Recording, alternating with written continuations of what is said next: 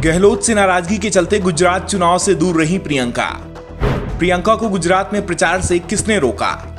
राजस्थान की लड़ाई गुजरात में कांग्रेस पर पड़ी भारी। गुजरात प्रचार के लिए प्रियंका को न बुलाने का किसका था फैसला?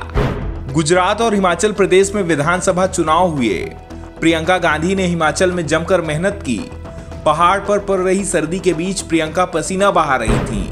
उनके तीखे तंज बीजेपी को चुभ रहे थे, लेकिन बीजेपी के पास प्रियंका की काट नहीं थी।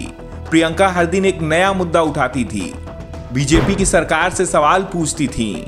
बीजेपी नेता प्रियंका पर तंज तो कसते नहीं, प्रियंका के सवालों का जवाब नहीं दे पा रहे थे।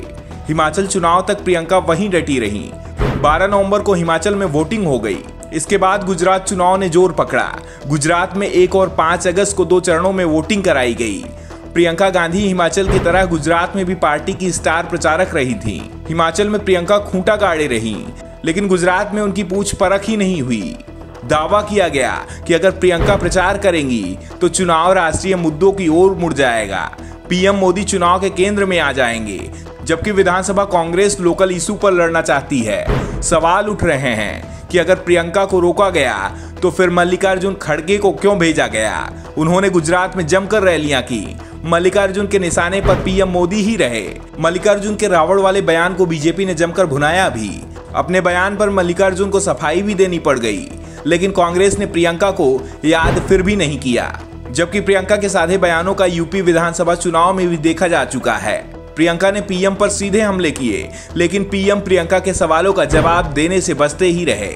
कई बार तो प्रियंका के सवालों पर पीएम मोदी को अपने ही बयान से पीछा छुड़ाना पड़ा। प्रियंका गांधी की इस काबिलियत के बावजूद उनसे प्रचार नहीं किया गया, तो उसके पीछे राजस्थान में पर्यवेक्षक बनाकर भेजे गए अशोक गहलोत का बड़ा हाथ बताया जा रहा है।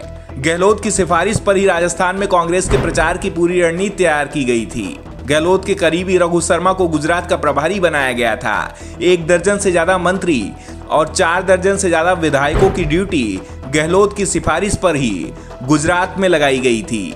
लेकिन गहलोत इस समय प्रियंका से नाराज चल रहे हैं। दोनों के बीच काफी दूरियां आ चुकी हैं। गहलोत को लगने लगा है कि अगर जयपुर में उनकी कुर्सी खींचने का जो नाटक चल रहा है, उसकी स्क्रिप्ट प्रियंका गांधी ही लिख रही हैं। प्रियंका गांधी उन्हें सीएम पद से हटाना चाहती हैं, और उन्हें हटाने की स्क्रिप्ट हाल फिलहाल नहीं बल्कि 6 महीने पहले से ही लिख दी गई थी। और खतरा अभी पूरी तरह से टला नहीं है, बल्कि कुछ समय के लिए राहत मिली है।